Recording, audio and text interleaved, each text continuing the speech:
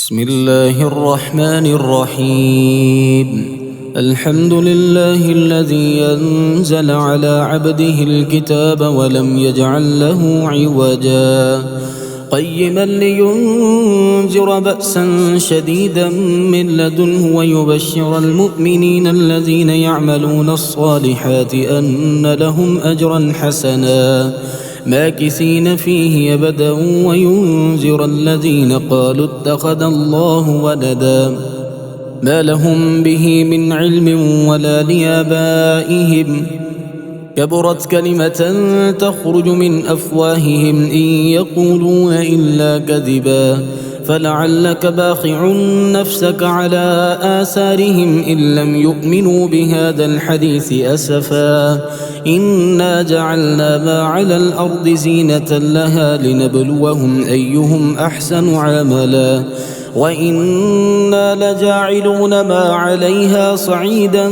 جرزا أم حسبت أن أصحاب الكهف والرقيم كانوا من آياتنا عجبا إذ أوى الفتية إلى الكهف فقالوا ربنا آتنا من لدنك رحمة وهيئ لنا من أمرنا رشدا فضربنا على آذانهم في الكهف سنين عددا ثم بعثناهم لنعلم أي الحزبين يحصى لما لبثوا أمدا نحن نقص عليك نبأهم بالحق إنهم فتية آمنوا بربهم وزدناهم هدى وربطنا على قلوبهم إذ قاموا فقالوا ربنا رب السماوات والأرض لن ندعو من دونه إلها لقد قلنا إذا شططا هؤلاء قوم اتخذوا من دونه آلهة لولا يأتون عليهم بسلطان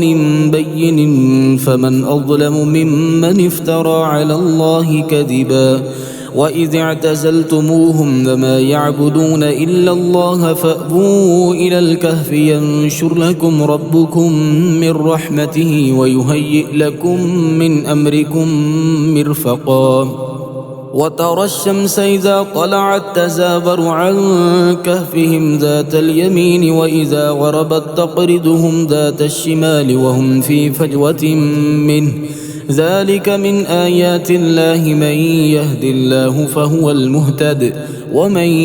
يضلل فلن تجد له وليا مرشدا وتحسبهم أيقاظا وهم رقود ونقلبهم ذات اليمين وذات الشمال وكلبهم باسط ذراعيه بالوصيد لو اطلعت عليهم لوليت منهم فرارا ولملئت منهم رعبا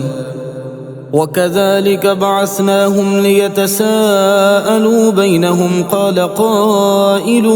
منهم كم لبثتم قالوا لبثنا يوما أو بعض يوم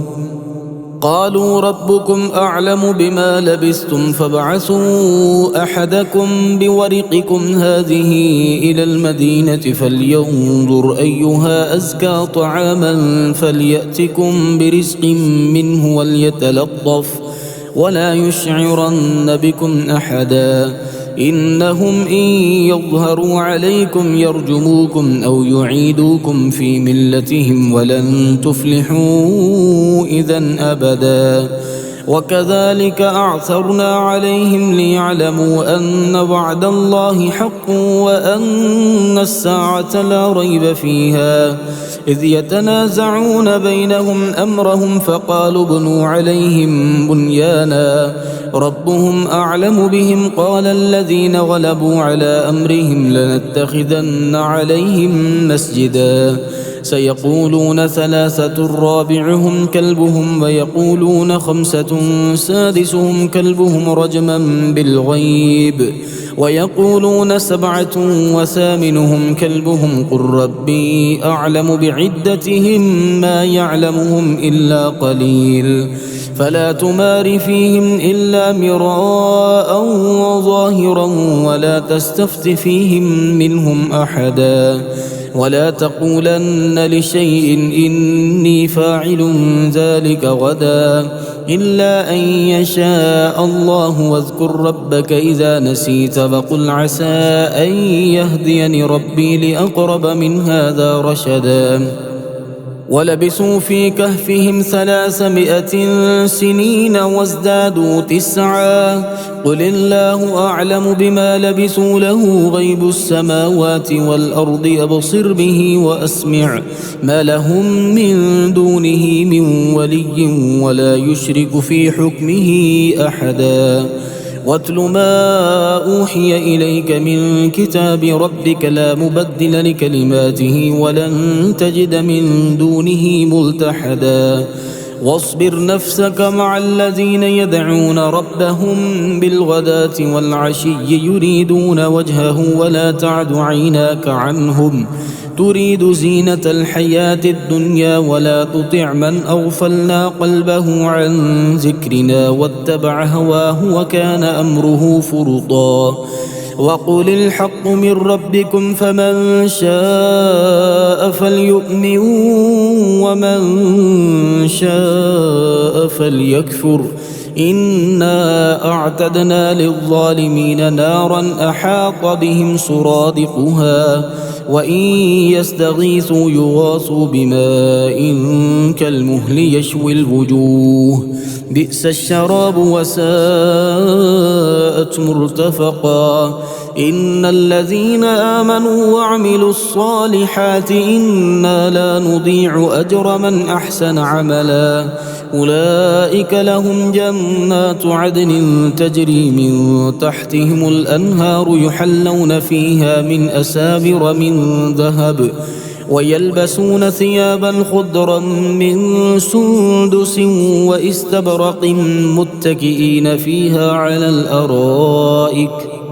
نعم الثواب وحسنت مرتفقا. واضرب لهم مثل الرجلين جعلنا لأحدهما جنتين من أعناب وحففناهما بنخل وجعلنا بينهما زرعا كلتا الجنتين آتت أكلها ولم تظلم منه شيئا وفجرنا خلالهما نهرا وكان له ثمر فقال لصاحبه وهو يحاوره أنا أكثر منك مالا وأعز نفرا. ودخل جنته وهو ظالم لنفسه قال ما أظن أن تبيد هذه أبدا وما أظن الساعة قائمة ولئن رددت إلى ربي لأجدن خيرا منها منقلبا. قال له صاحبه وهو يحاوره وكفرت بالذي خلقك من تراب ثم من نطفة ثم سواك رجلا لكن هو الله ربي ولا أشرك بربي أحدا. ولولا إذ دخلت جنتك قلت ما شاء الله لا قوة إلا بالله إن ترني أنا أقل منك مالا وولدا فعسى ربي أن يؤتيني خيرا من جنتك ويرسل عليها حسبانا من السماء فتصبح صعيدا زلقا أو يصبح ماؤها غورا فلن تستطيع له طلبا. وأحيط بثمره فأصبح يقلب كفيه على ما أنفق فيها وهي خاوية على عروشها ويقول يا ليتني لم أشرك بربي أحدا. ولم تكن له فئة ينصرونه من دون الله وما كان منتصرا. هنالك الولاية لله الحق وخير ثوابا وخير عقبا. واضرب لهم مثل الحياة الدنيا كماء أنزلناه من السماء فاختلط به نبات الأرض فأصبح هشيما تذروه الرياح وكان الله على كل شيء مقتدرا. المال والبنون زينة الحياة الدنيا، والباقيات الصالحات خير عند ربك ثوابا وخير أملا. ويوم نسير الجبال وترى الأرض بارزة وحشرناهم فلم نغادر منهم أحدا فعرضوا على ربك صفا لقد جئتمونا كما خلقناكم أول مرة بل زعمتم أن لن نجعل لكم موعدا. ووضع الكتاب فترى المجرمين مشفقين مما فيه ويقولون يا ويلتنا ما لهذا الكتاب لا يغادر صغيرة ولا كبيرة إلا أحصاها ووجدوا ما عملوا حاضرا ولا يظلم ربك أحدا. وإذ قلنا للملائكة اسجدوا لآدم فسجدوا إلا إبليس كان من الجن ففسق عن أمر ربه أفتتخذونه وذريته أولياء من دوني وهم لكم عدو بئس للظالمين بدلا. ما أشهدتهم خلق السماوات والأرض ولا خلق أنفسهم وما كنت متخذ المضلين عضدا. ويوم يقول نادوا شركائي الذين زعمتم فدعوهم فلم يستجيبوا لهم وجعلنا بينهم موبقا. ورأى المجرمون النار فظنوا أنهم مواقعوها ولم يجدوا عنها مصرفا. ولقد صرفنا في هذا القرآن للناس من كل مثل وكان الإنسان أكثر شيء جدلا. وما منع الناس أن يؤمنوا إذ جاءهم الهدى ويستغفروا ربهم إلا أن تأتيهم سنة الأولين أو يأتيهم العذاب قبلا. وما نرسل المرسلين إلا مبشرين ومنذرين ويجادل الذين كفروا بالباطل ليدحضوا به الحق واتخذوا آياتي وما أنذروا هزوا. ومن أظلم ممن ذكر بآيات ربه فأعرض عنها ونسي ما قدمت يداه إنا جعلنا على قلوبهم أكنة أن يفقهوه وفي آذانهم وقرا وإن تدعهم إلى الهدى فلن يهتدوا إذا أبدا. وربك الغفور ذو الرحمة لو يؤاخذهم بما كسبوا لعجل لهم العذاب بل لهم موعد لن يجدوا من دونه موئلا. وتلك القرى أهلكناهم لما ظلموا وجعلنا لمهلكهم موعدا. وإذ قال موسى لفتاه لا أبرح حتى أبلغ مجمع البحرين أو أمضي حقبا فلما بلغا مجمع بينهما نسيا حوتهما فاتخذ سبيله في البحر سربا. فلما جاوزا قال لفتاه آتنا غداءنا لقد لقينا من سفرنا هذا نصبا.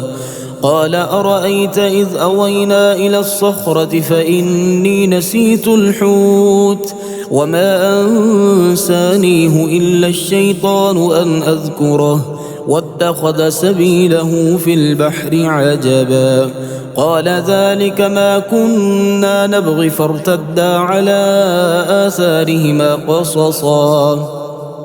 فوجدا عبدا من عبادنا آتيناه رحمة من عندنا وعلمناه من لدنا علما. قال له موسى هل أتبعك على أن تعلمني مما علمت رشدا قال إنك لن تستطيع معي صبرا وكيف تصبر على ما لم تحط به خبرا قال ستجدني إن شاء الله صابرا ولا أعصي لك أمرا قال فإن اتبعتني فلا تسألني عن شيء حتى أحدث لك منه ذكرا فانطلقا حتى إذا ركبا في السفينة خرقها قال أخرقتها لتغرق أهلها لقد جئت شيئا إمرا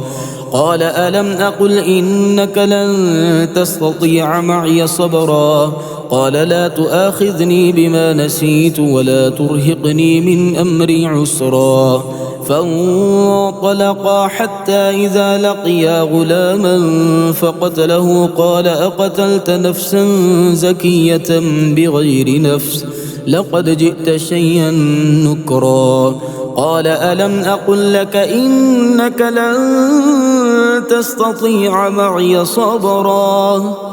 قال إن سألتك عن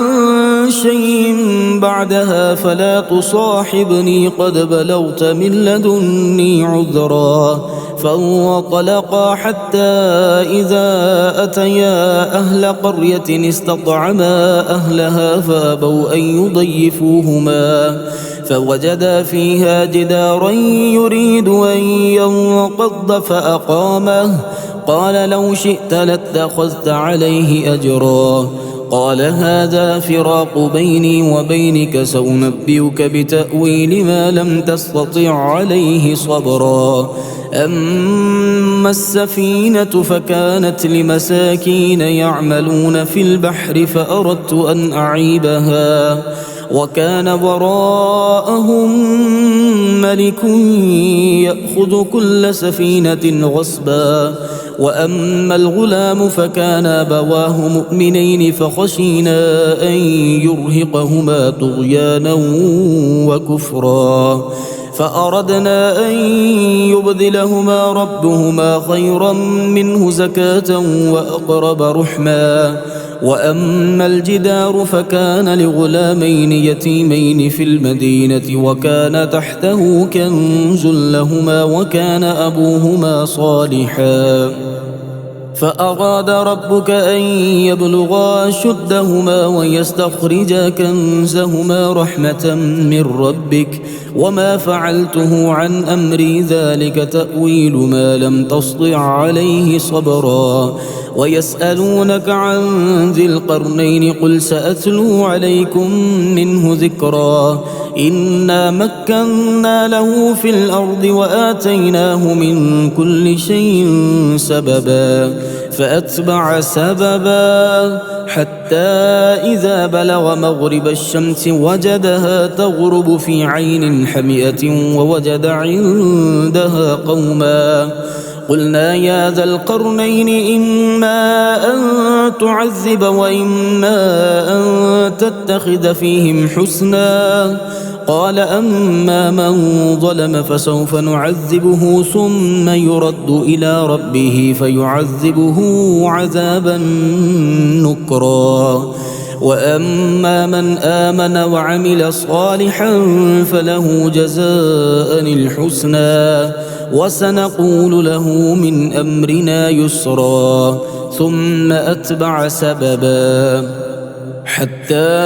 إذا بلغ مطلع الشمس وجدها تطلع على قوم لم نجعل لهم من دونها سترا